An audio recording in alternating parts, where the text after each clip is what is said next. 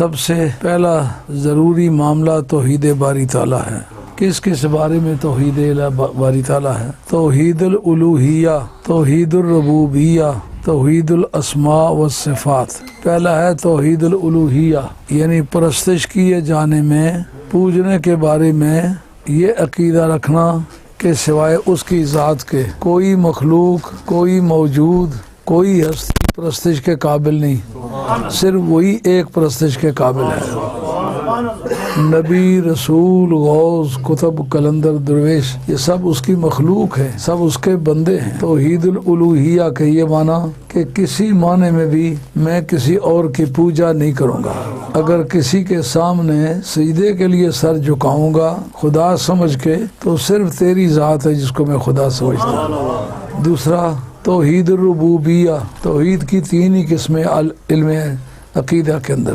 توحید الربوبیہ اس بات کا نام ہے کل مخلوق کو پالنے کا کام صرف ذات باری تعالیٰ کرتی ہے۔ ادنا سے ادنا مخلوق، اعلیٰ سے اعلیٰ مخلوق، جس کو اپنی حیات اور بقا میں کچھ بھی چاہیے ہوتا ہے، وہ صرف ایک ہی ذات ہے جو اس کو پورا کرتی ہے۔ اس کا نام ہے توحید الربوبیہ، یعنی چھوٹے چھوٹے کیڑے مکوڑوں کے جو کوکونز ہوتے ہیں، وہ انڈے سے، ان کو انگریزی میں کوکونز کہتے ہیں، تو کہا کہ ان کے اندر بھی روزی رسانی کا کام وہی کرتا ہے۔ اور توحید الاسماء والصفات، یعنی اللہ کے جو نام ہیں اس معنی میں کسی دوسرے کا وہ نام نہیں رکھا جاتا۔ علی بھی علی ہے، رب بھی علی ہے، رب والا نام علی کو دیا ہے، مگر جس معنی میں اللہ کی ذات پر علی استعمال ہوتا ہے اس معنی میں علی مرتضیٰ پر نہیں استعمال ہوتا۔ اس کا مطلب وہ علی خود سے خود علی ہے۔ علی جو ہے رب کی دی ہوئی طاقت سے علی ہے۔ قرآن میں رب نے اپنے آپ کو رؤوف بھی کہا ہے، رحیم بھی کہا ہے، سرکار کو بھی کہا ہے، اپنے آپ کو بھی کہا ہے۔ رب پر جس وقت یہ لفظ استعمال ہوتے ہیں تو اور معنی میں، یعنی رب ذاتی طور پر رؤوف بھی ہے، رحیم بھی ہے۔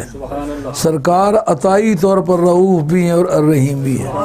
عطائی اور ذاتی کا فرق۔ کل کائنات کے علوم کو اللہ بھی جانتا ہے، رسول اللہ بھی جانتا ہے، لیکن اللہ جانتا ہے اپنی ذاتی قوت سے۔ حضور کے پاس جو یہ طاقت ہے یہ اللہ کی دی ہوئی ہے۔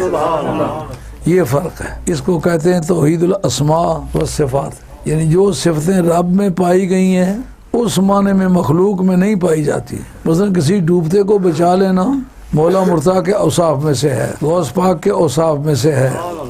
جو خلفائے باطنیہ ہیں ان کا یہ کام ہے حادثات سے بچا لینا، مگر جس معنی میں خدا بچاتا ہے اس معنی میں یہ نہیں بچاتے، خدا کی دی ہوئی طاقت سے بچاتے ہیں۔ جیسا آصف بن برخیہ تخت بلقیس لائے تو اتنے دور سے تخت مٹا بھی دینا اور ادھر سے بنا بھی لینا، نہ ادھر سے مٹانا ممکن ہے نہ ادھر بنانا ممکن ہے، لیکن اللہ اگر ادھر سے مٹائے تو اپنی شان کے لائق مٹائے، یہاں دوبارہ بنا لے تو اپنی شان کے مطابق۔ آصف بن برخیہ نے ادھر سے تخت مٹایا بھی، یہاں دوبارہ تخت بنایا بھی، لیکن اللہ کی دی ہوئی طاقت سے۔ یہ معنی ہے توحید الاسماء والصفات کے۔ صفتوں اور ناموں میں خدا کا کوئی شریک نہیں۔ یہ عقیدے کی بنیادی بحث ہے۔ مولاي صل وسلم دائما ابدا على حبيبك خير الخلق